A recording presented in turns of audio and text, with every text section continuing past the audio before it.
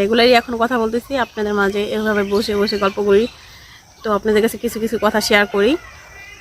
তো আমি বসে রয়েছি আমার ভাইয়ার বিল্ডিংয়ে। ভাইয়ার বিল্ডিংয়ে একটা রুম করা হয়েছে, আর 4 রুমগুলো করা হয় নাই, কাজ অফ আছে করোনা ভাইরাসের জন্য। সব কিছু মিলেই মানে কাজটা বন্ধ আছে। তো কাজটা মানে এই ভাইরাস এই সব কিছু গ্যাঞ্জাম মানে বন্ধ হলে, ভাইরাসটা যাওয়ার পর যদি বাইচা থাকে সবাই তারপর অন করবে। আর আমাদের গ্রামের বাড়িতে তো, গ্রাম বলতে মানে আমাদের এখানে যে রোডঘাট ছিল এগুলো সব টোটালি বন্ধ করে দিছে, কেউ বাইরে যেতে পারতেছে না। আর আমাদের বাড়িতে যে মানে মেহমানগুলো ছিল সবাই চলে গেছে, বাড়িটা পুরো ফাঁকা ফাঁকা হয়ে গেছে গা। শুধু আপা ভাই মানে আপা ওরা আছে, ফুপি ওদের বাড়ি থেকে যারা আসছিল তারা সবাই চলে গেছে। তো 2 সেকেন্ডের জন্য আমি ক্যামেরাটা অফ করে দিয়েছি। তো আমি আবার অন করলাম মানে আপনাদের সাথে কিছু কথা বলার জন্য। সেটা হলো মানে আমার কিছু ব্যক্তিগত কথা এবং তোমার পার্সোনাল কথাও বলতে পারেন। আর আমাকে অনেকে একজনে প্রশ্ন করছে যে তোমার পার্সোনাল কথা কেন বলো। তোমার পার্সোনাল কথা এই কারণে বলি, কারণ অনেক আপুরা অনেকে জিজ্ঞেস করে যে তুমি এরকম কেন, এইভাবে আছে কেন, এই করো কেন, মানে যেভাবে হোক আমাকে অনেক প্রশ্ন করে অনেক আপুরা। তো আমার মনে হয় যে আমি যেটা বলতেছি, যে মানুষ বলে না যে বক্তা যখন দাঁড়ায় তার কথাগুলো শুনতে ভালোই লাগে। তো যাই হোক মানে আমি আমার কথাগুলো বলতেছি, যে আমার কোনটা ভুল কোনটা সঠিক এটা তো তোমরা ধরবা এবং কি তোমরা বলবা আমার কোনটা ভুল আসলে। যে আমি তোমাদের কাছে সব কিছু শেয়ার করতেছি এবং কি আমি বলতেছি এটা কি আমার ভুল, আর না কি আমি সব কিছু মানে না বইলা না কইরা আমি তোমাদের কাছ থেকে অনেক কিছু লুকায় রাখতেছি বা অনেক এরকম পরিবেশ দেখাইতেছি, এরকম কিছু দেখাইতেছি যে আমার মতন মানে ভালো খারাপ মানে কেউ নেই। আমি এরকম কোনো কিছু দেখাইতেছি না, আমি তোমাদের মাঝখানে এবং কি সব কিছু আমার তুলে ধরতেছি যে আমি আসলে কীরকম এগুলো আমি তুলে ধরতেছি। হয় মানুষ খারাপ বলে, তোমরা আমাকে ভালোবাসো এবং কি আমাকে সবসময় সাপোর্ট করো। অনেক আপুরা আছে আমাকে অনেক সাপোর্ট করে এবং কি অনেক কথা বলে। তো যাই হোক আরেকটা কথা, সেটা হলো মানে আমাকে 2টা আপু ফেসবুকে নক করছিল, মানে ফেসবুকে বলে মানে মেসেঞ্জার নক করছিল। তো ফোন করছিল সে আমাকে, আমি ফোনটা রিসিভ করছি কিন্তু নেটওয়ার্কের কারণে আমি কথা বলতে পারি নাই, তার জন্য সরি এবং কিন্তু দুঃখিত আমি বলে নিতেছি।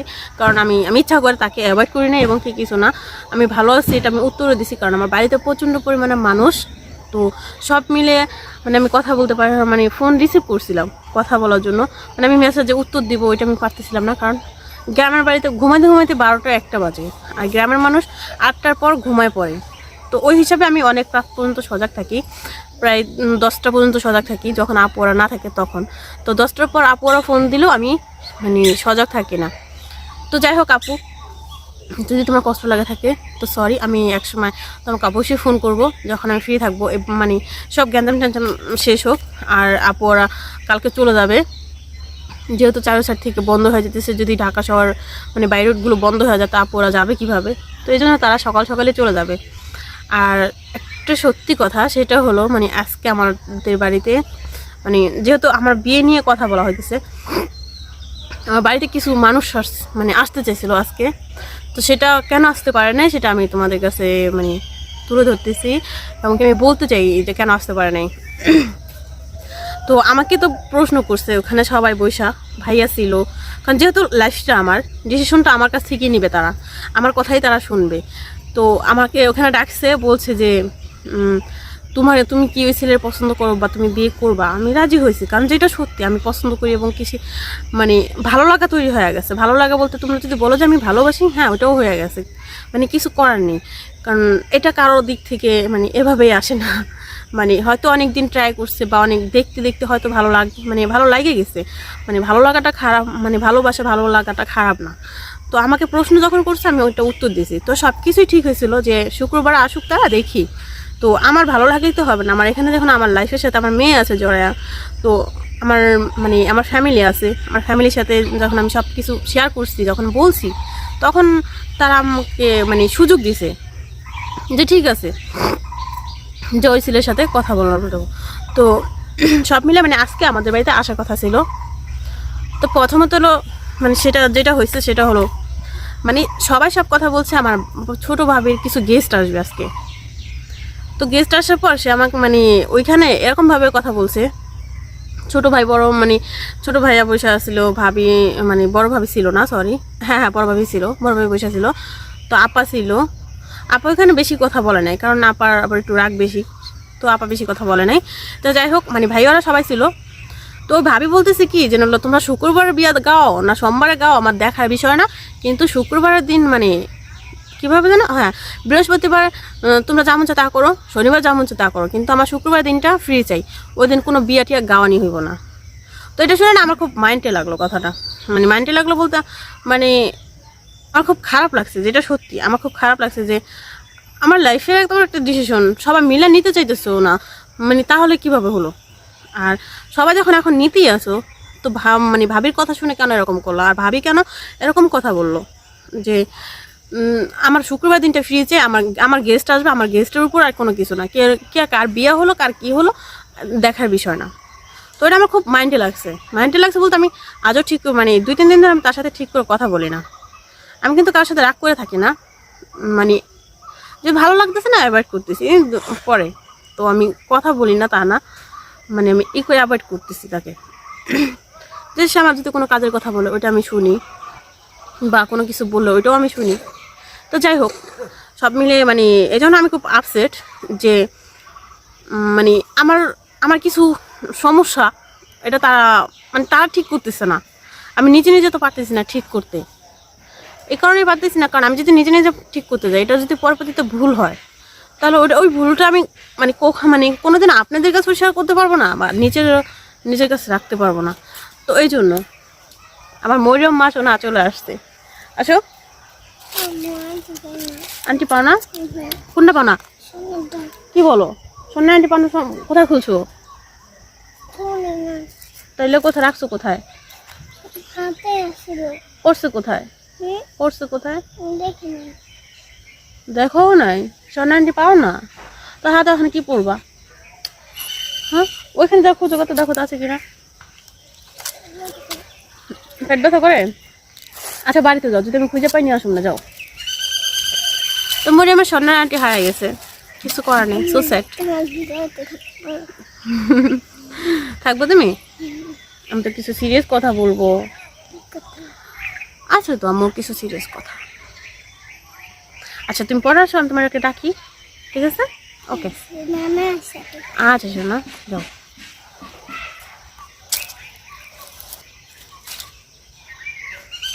তো যাই হোক আমি সব মিলাই খুব আপসেট যে সে তার এরকমভাবে বলা উচিত হয় নাই, সে আমাকে বলতে পারতো যে দেখো আমার মানে সে আমাকে কিন্তু মানে তাদেরকে আমি ডেট দিয়ে দিয়েছিলাম যে আপনারা এবারে এত তারিখে আসেন, আপনাদের সাথে আমার ফ্যামিলি কথা বলবে।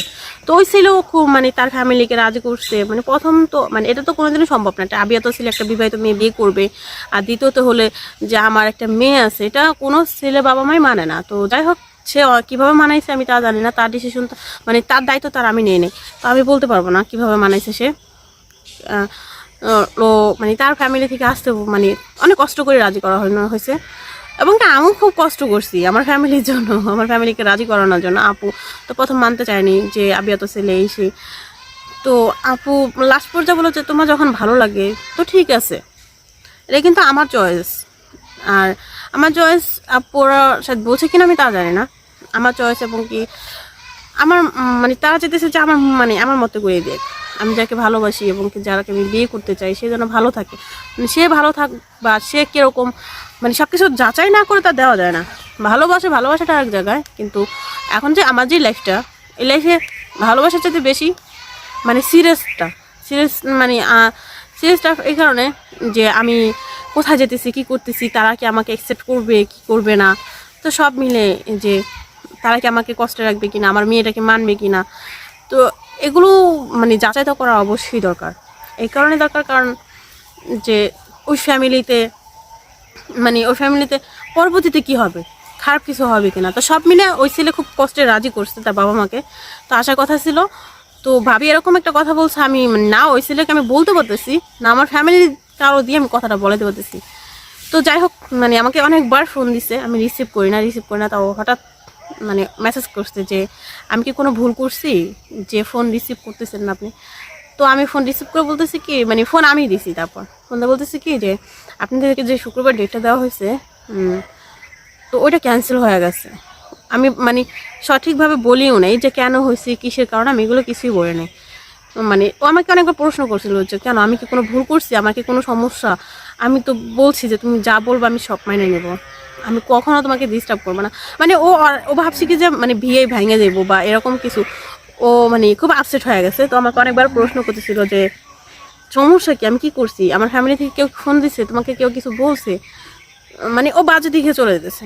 তো আমি বললাম যে না, এরকম কিছু না, আমার ফ্যামিলি থেকে সমস্যা হয়েছে যে মানে আমাদের বাড়িতে কিছু গেস্ট আসবে এরকম এরকম। তো ও গেস্টের কথা শুনে ভাবছে কি যেন হয়তো আমার জন্য আসতেছে। আমি বললাম সরি, আমার জন্য না, যেভাবে হোক আসতেছে, কিছু গেস্ট আসতেছে। আর আমাদের বাড়িতে ছোটোখাটো একটা অনুষ্ঠান, যে মানে আমার মানে আমার বোনের মেয়েকে নিয়ে, তানজিলাকে নিয়ে একটা অনুষ্ঠান। আমার মার মানে আমার মার খুব ইচ্ছা, আমার তার বড় নাতিনের অনুষ্ঠানটা আমাদের বাড়িতে করবে, আমার মার খুব ইচ্ছা। তো ওই কারণে সেই অনুষ্ঠানটা আমাদের বাড়িতে হবে। তো এই জন্য মানে এই জন্য আমি পারতেছি না, সরি, আমরা অন্য কোথাও বা ঢাকায় এটা নিয়ে আলোচনা করব।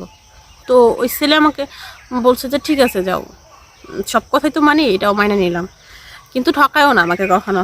লাস্টবার এটা বলে ফোন রেখে দিয়েছে, আমার সাথে এখনও কোনো মানে কথা হয়নি। তো আজকে আমাকে মানে আমি কালকে রাত্রে একটা মেসেজ করছিলাম, কথা বলছি যে কেমন আছেন, ভালো আছেন, এ পর্যন্ত আর কোনো কথা হয়নি। তো যাই হোক, আমি আমার ভাবির থেকে খুব আপসেট।